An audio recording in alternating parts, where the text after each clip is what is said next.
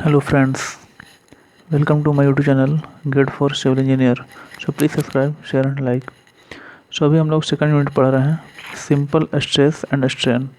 तो इसमें जो आज पढ़ेंगे टेम्परेचर स्ट्रेस पढ़ेंगे। Temperature stress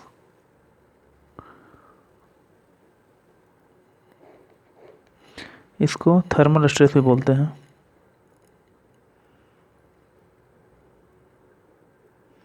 okay, so thermal stress are developed due to change in temperature. जो टेम्परेचर में चेंज होता है उससे डेवलप होता है ये थर्मल स्ट्रेस। बट अगर मैकेनिकल स्ट्रेस की बात करें तो उसमें जो डेवलप होता है वो एप्लीकेशन ऑफ मैकेनिकल लोडिंग के कारण होता है। ठीक है, और मैकेनिकल लोडिंग एक्सटर्नल लोड होता है।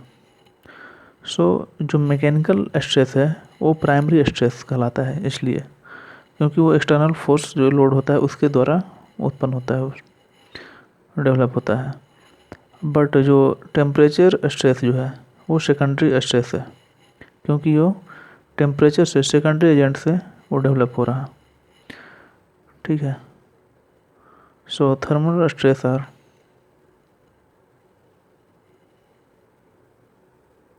thermal stresses are developed due to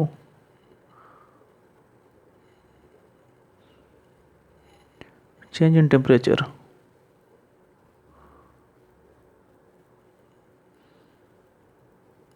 okay, while अगर मैकेनिकल स्ट्रेस की बात करें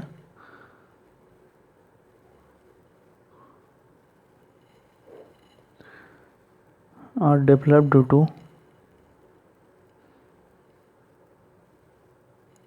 application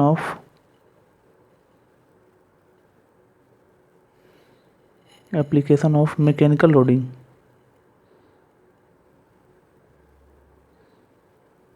Okay, since mechanical loading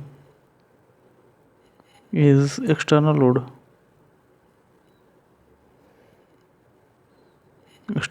so gives primary stress, इसलिए प्राइमरी स्ट्रेस इसको कहते हैं। बट जो टेम्परेचर स्ट्रेस है वो सेकेंडरी स्ट्रेस है। टेम्परेचर स्ट्रेस और सेकेंडरी स्ट्रेस। ओके, अगर एक बॉडी लें, कोई ऑब्जेक्ट है और इसका लेंथ L है, ठीक है, अगर इसका टेम्परेचर जो है इंक्रीज करें तो क्या होगा, इसका लेंथ इंक्रीज होगा। सो इसका लेंथ इंक्रीज होगा। अगर इसका टेम्परेचर जो है उसको अगर डिक्रीज करें, टेम्परेचर डिक्रीज होगा तो वो कॉन्ट्रैक्शन होगा, इसका लेंथ डिक्रीज होगा। ठीक है, मान लेते हैं टेम्परेचर इंक्रीज हुआ और इसका लेंथ जो है वो डेल्टा एल इंक्रीज किया। ओके, सो हम इसको डेल्टा एल निकालना है, कितना इंक्रीज करेगा अगर डेल्टा टी अगर टेम्परेचर इंक्रीज होगा तो। सो डेल्टा एल का फॉर्मूला जो है L into length, L into alpha coefficient of thermal expansion into delta T, जितना टेम्परेचर वो चेंज हुआ, इंक्रीज हुआ। ठीक है, this is delta L. Alpha क्या है यहाँ पे, कोफिशिएंट ऑफ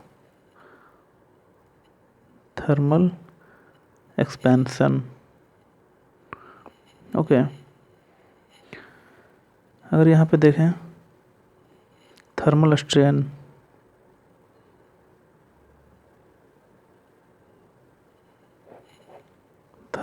देखें थर्मल स्ट्रेन क्या है,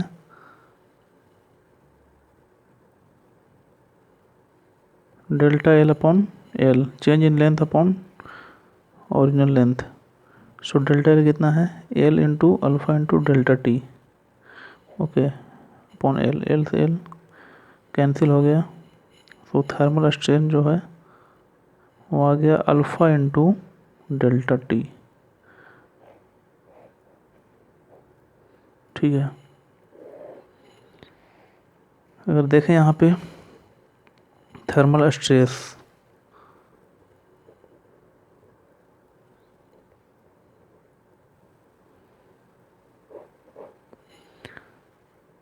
we know that E is equal to stress upon strain. So यहाँ से अगर स्ट्रेस निकालें तो E इंटू स्ट्रेन। सो हम इसको लिख सकते हैं थर्मल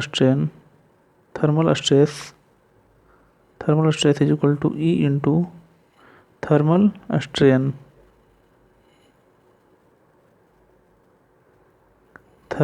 बट इस जो थर्मल स्ट्रेन लेंगे वो प्रिवेंटेड लेंगे।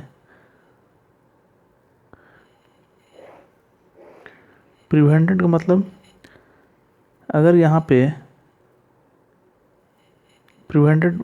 फ्री रहे, जो थर्मल स्ट्रेन हो वो जीरो होगा। अगर स्पेंड करने के लिए अगर फ्रीली हो तो जीरो होगा। अगर किसी से अगर प्रिवेंट उसको कर दें और रोकने की कोशिश करें तो उसमें स्ट्रेन जनरेट होगा। उसी को थर्मल प्रिवेंटेड स्ट्रेन बोलेंगे। इसको हम डिटेल से आगे देखते हैं। ये जो थर्मल प्रिवेंटेड स्ट्रेन है,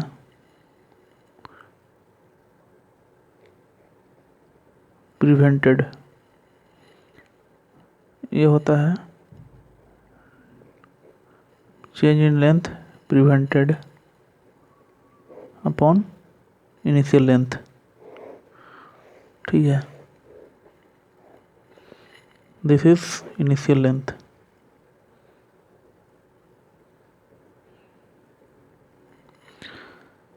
अगर एग्जाम्पल देखें, मान लेते हैं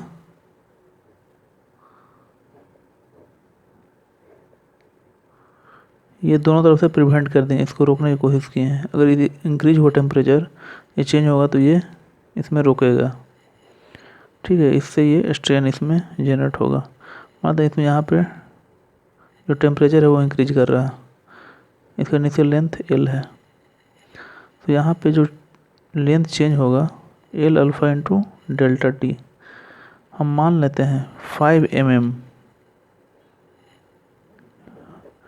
mm मान लेते हैं ये, क्योंकि ये जो डिपेंड करेगा अल्फ़ा पे डिपेंड करेगा, मटेरियल कौन सा है, टेम्परेचर पे डिपेंड करेगा, डेल्टा T कितना चेंज हो रहा है। सो हम मान लेते हैं 5 mm का उसमें डेल्टा L जो चेंज हो रहा है। बट यहाँ पे देख रहे हैं ये प्रिवेंट है, ये आगे नहीं जा सकता है। तो यहाँ पे जो स्ट्रेन आएगा थर्मल प्रिवेंटेड स्ट्रेन क्या है, change in length prevented upon initial length. So ये जो आया वो 5 mm आया, 5 अपॉन L लिख सकते हैं। सो यहाँ से स्ट्रेस कितना जाएगा, thermal stress E into thermal strain. So 5 upon L, जैसे थर्मल स्ट्रेस आ गया। अगर सेकंड केस लें,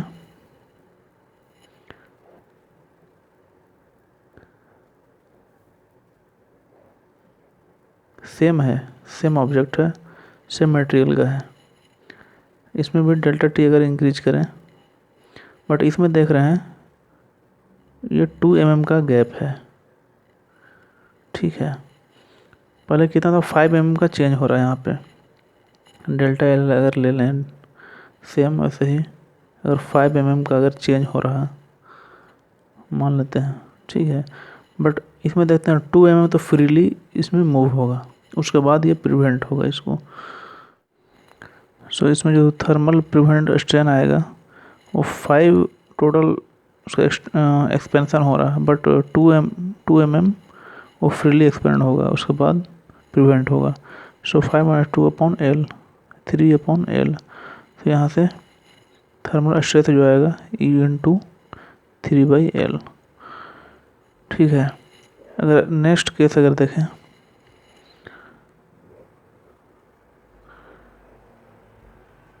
यहाँ पे आगे कुछ नहीं है, वो फ्रीली मूव हो सकता है।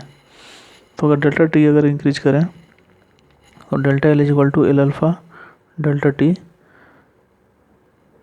Prevented strain delta L prevented लेते हैं।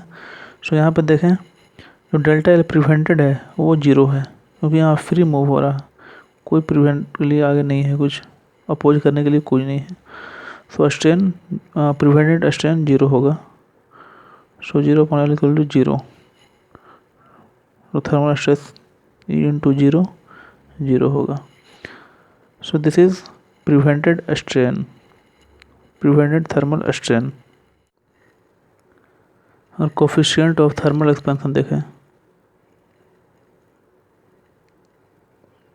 Coefficient of thermal expansion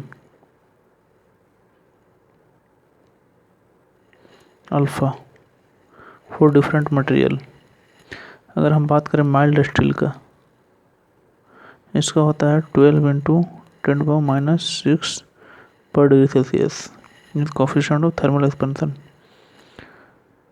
copper का देखें 16 इंटू 10⁻⁻6 पर डिग्री सेल्सियस। ब्रास 19 इंटू 10⁻⁻6 पर डिग्री सेल्सियस। एंड एलुमिनियम का 23 इंटू 10⁻�6। ठीक है, this is coefficient of thermal expansion. अगर हम कंक्रीट का बात करें तो लगभग सेम होता है माइल्ड स्टील और कंक्रीट का। सो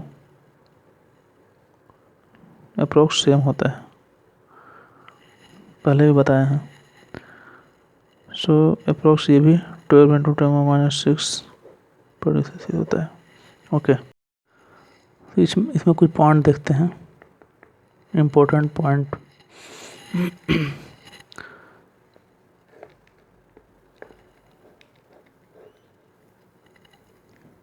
ठीक है, ये कंपोनेंट लिए, इसमें हम डेल्टा टी जो है वो इंक्रीज हो रहा है। तो डेल्टा टी इंक्रीज होगा तो इसका लेंथ इंक्रीज होगा। अगर लेंथ इंक्रीज होगा तो इसमें जो स्ट्रेस आएगा वो कंप्रेशन आएगा। ये जो मटेरियल है वो एक्सपेंड करना चाहेगा, बट इधर से ये अपोज करेगा, तो इसका मॉलिक्यूल, इसमें जो स्ट्रेस आएगा वो कंप्रेशन स्ट्रेस आएगा। ठीक है, इसका लेंथ मानते एल है।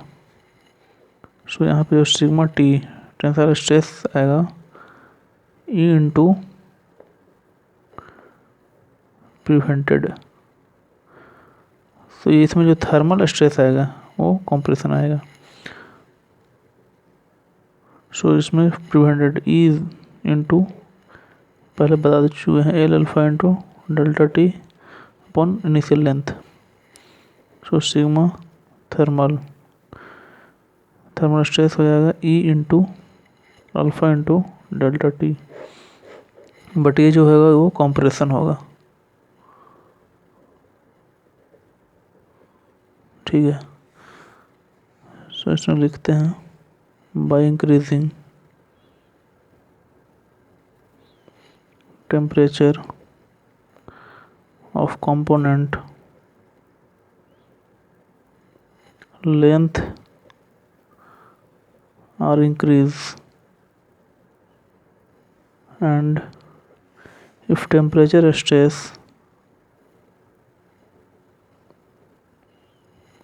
are developed, वो कौन सा वो कंप्रेशन होगा, it will be compression in nature, compression in nature. ठीक है, तो सेकंड पॉइंट देखें, अगर टेम्परेचर अगर डिक्रीज करें तो डेल्टा टी अगर डिक्रीज होगा तो इसका जो लेंथ होगा वो डिक्रीज होगा। तो इसमें जो थर्मल स्ट्रेस आएगा वो होगा टेंसाइल। ठीक है, सिग्मा सिमिलरली ये अल्फा डेल्टा टी ही रहेगा, बट इसमें टेंसाइल होगा, tensile stress by decreasing temperature of component length will decrease,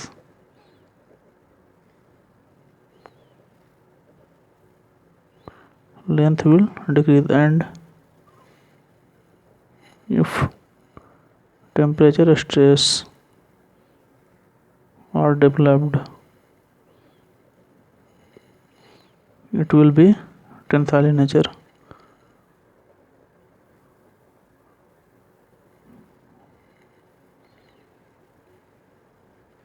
tensile होगा। अगर फ्रीली अगर एक्सपेंशन रहे, इसमें कोई ये नहीं रहे, और फ्रीली ये एक्सपेंड कर सकता है, तो उसमें जो थर्मल स्ट्रेस आएगा वो 0 आएगा, नो थर्मल स्ट्रेस आएगा। ठीक है, अगर फ्रीली मूव करे तो if free expansion is allowed to occur, then no thermal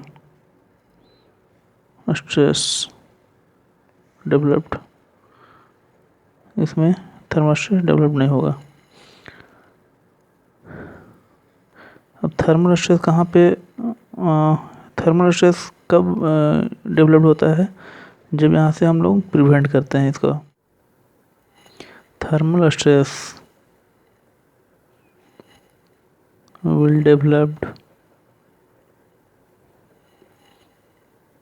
only by, कब डेवलप होता है, ओनली बाई जो चेंज इन लेंथ हो रहा है वो प्रिवेंटेड हो,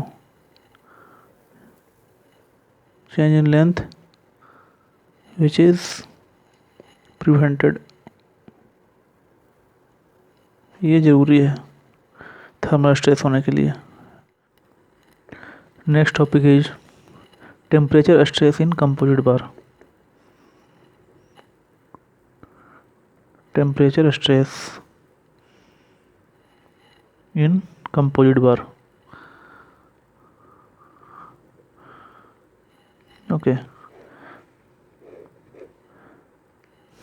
कंपोजिट बार, इसमें हम दो केस लेंगे। फर्स्ट केस में जो टेम्परेचर है वो इंक्रीज करेंगे, एंड सेकंड केस में टेम्परेचर डिक्रीज करेंगे। सो अगर देखें, दो मटेरियल है, इसको हम लोग कंपोजिट कर दिए हैं। Okay, copper and steel. So अगर ये कंपोजिट नहीं रहता, ये दोनों मटेरियल अगर अलग अलग रहते हैं, दोनों कॉपर अलग रहता, स्टील अलग रहता, तो चूँकि जो कॉपर का जो कोफिशिएंट ऑफ एक्सपेंशन है वो ज़्यादा है स्टील से। ठीक है, सो ये ज़्यादा एक्सपेंड करेगा कॉपर।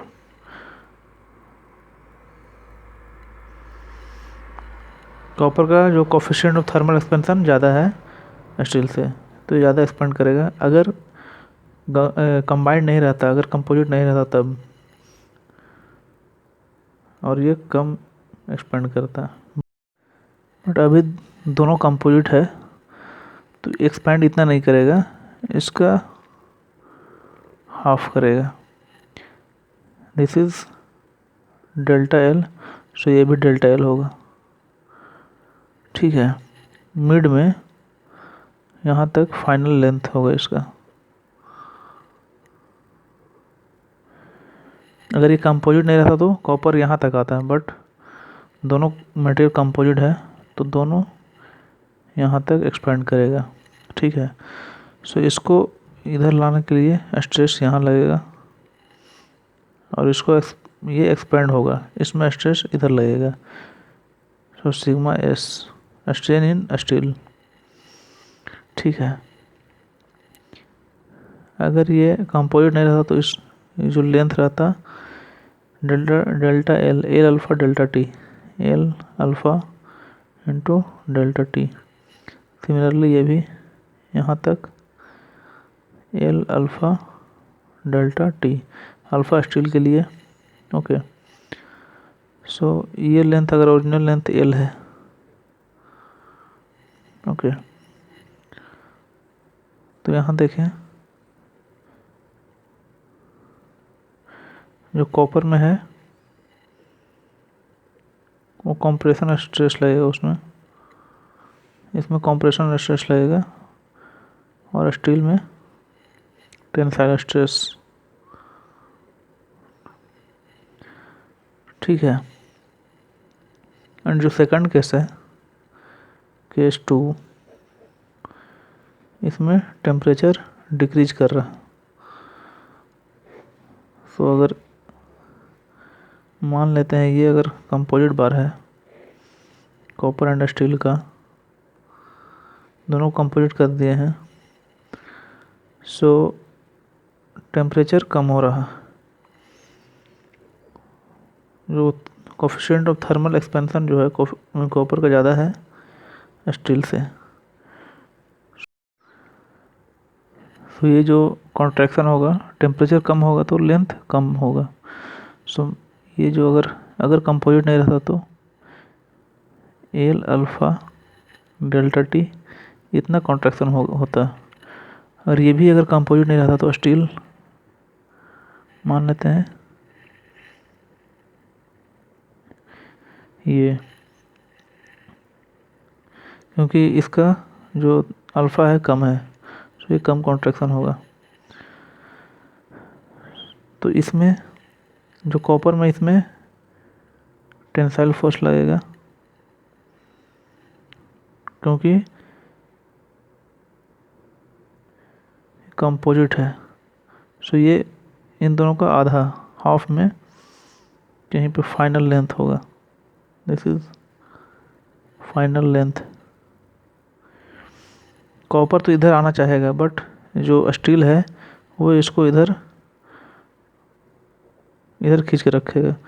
सो इसको भी इधर आना पड़ेगा। सो इसमें टेंसाइल फोर्स लगेगा। और ये स्टील में कंप्रेशन स्ट्रेस लगेगा। So sigma S compression. ठीक है। इसमें अब देखें, फ्रॉम केस 1, अगर फर्स्ट केस से देखें, we know that E is equal to stress upon strain. तो strain is equal to stress upon E। ठीक है। तो स्ट्रेन को लिख सकते हैं delta L upon L। This is delta L। Okay, दोनों इक्वल रहेगा, is equal to sigma upon E। तो delta L is equal to sigma upon E into L। ठीक है। अगर देखें, अगर इसको हम x मान लें, दिस इज इनिशियल लेंथ। सो अगर मान लेते हैं इन कंपोजिट केस x और इंक्रीज हुआ, अगर टेम्परेचर बढ़ा तो x इंक्रीज हुआ। सो ये भी इंक्रीज x होगा और ये भी x होगा। सो दोनों का सेम होगा, x जो है दोनों में सेम है क्योंकि कंपोजिट है। तो लिख सकते हैं x इज इक्वल टू, इसमें ये है ना। सो इसको लिखने के लिए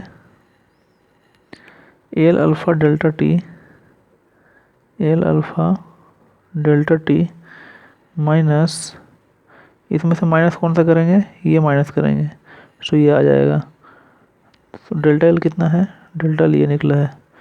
सो ये कॉपर के लिए कितना हो जाएगा, सिग्मा कॉपर अपॉन ई, कॉपर के लिए into L.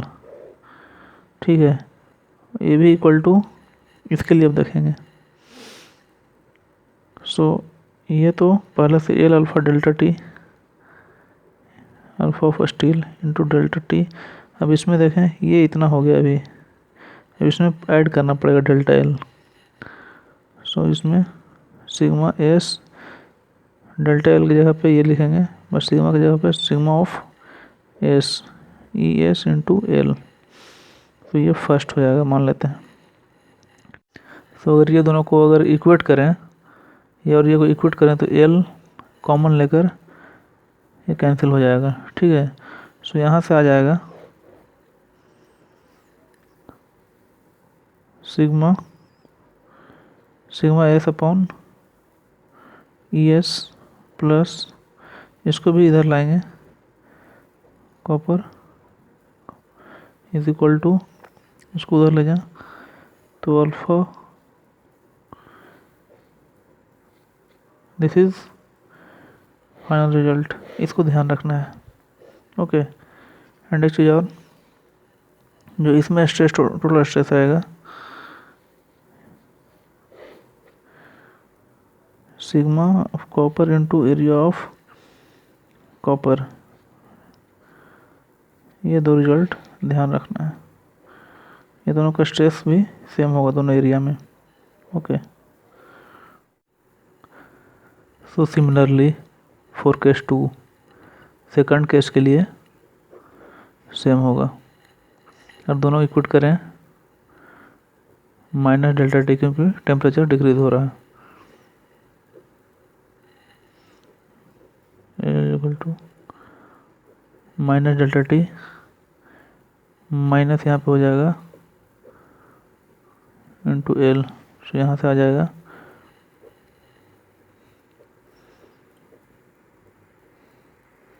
Equal to alpha C minus into delta T. This is final result for case 2 के लिए, सेकंड केस के लिए। एंड एक और इसमें है, टोटल स्ट्रेस जो है दोनों मटेरियल के लिए सेम होगा। सो ये रिजल्ट भी ध्यान रखना है। सो इसमें बस इतना ही। Thank you.